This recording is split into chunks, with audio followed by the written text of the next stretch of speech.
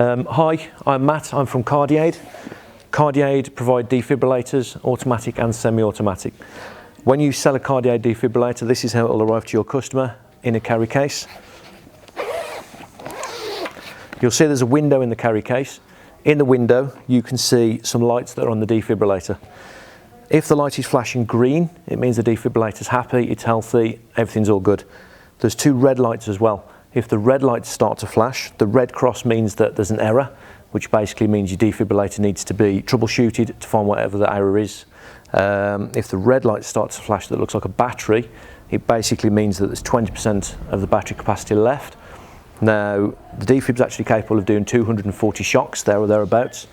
20% of the 240 odd shocks is between 40 and 50, which means, yeah, okay, your defibrillator does need a new battery, but it's not the end of the world. There's no need to panic. It is still going to work. It is still going to be active. You just need to take action and get that replaced sooner rather than later. The defibrillator will do daily self-tests. So when the green light flashes, it basically means that a message is being sent around the whole unit to make sure all the electronic parts are actually fine and working. As soon as that message gets back around the defibrillator to the green light, it'll flash and it'll say, yep, we're all good. At any point when it does flash up red, it means that's when the error has actually occurred. So it doesn't mean the error has occurred a week ago and it's reacting. It's actually happened that very second. All you need to do as a customer, or you as a salesman towards your customer, is just say, look, as you're walking around, just make sure you're looking at the defib and you can see the green light flashing. That's all you need to do. Okay, so this is a training unit, which means it's a semi-automatic. You can also do fully automatic defibs as well. The only real difference is the semi-automatic has a button to press to deliver the shock. The fully automatic, there is no button, it will just deliver a shock straight away. So as soon as you open the defib, there's no other on buttons, there's nothing else on there, it will start straight away and it will start talking to the customer. Breathing normally, remove clothing from chest and stick on electrodes. Okay, so as soon as it says stick on electrodes, open up this packet, you'll find there's about 2 meters of wire, which means that you don't need to set up right next to the patient, you've got space to work. Remove clothing from chest and stick on electrodes. This little package here at the back is actually this little bag here. So it actually says to remove the patient's clothing. Now, sometimes you might find that a lady's wearing something like a bra with a little bit of underwire, bit of metal.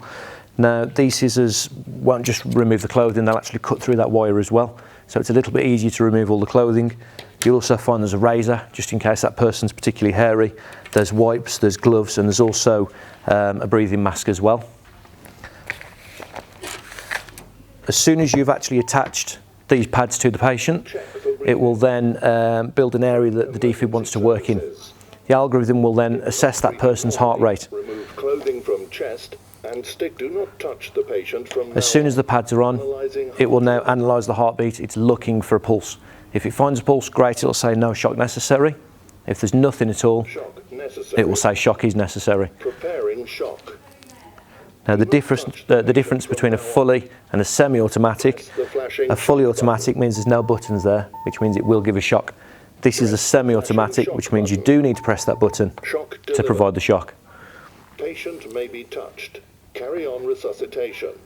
Alternately, make 30 chest compressions and give 2 mouth-to-mouth breaths. Now the defibrillator is talking you through CPR. Every single click is when you're going to do your compressions. As soon as it's finished 30 compressions, it will then start to guide you through your 2 breaths and potentially another cycle through delivering a shock.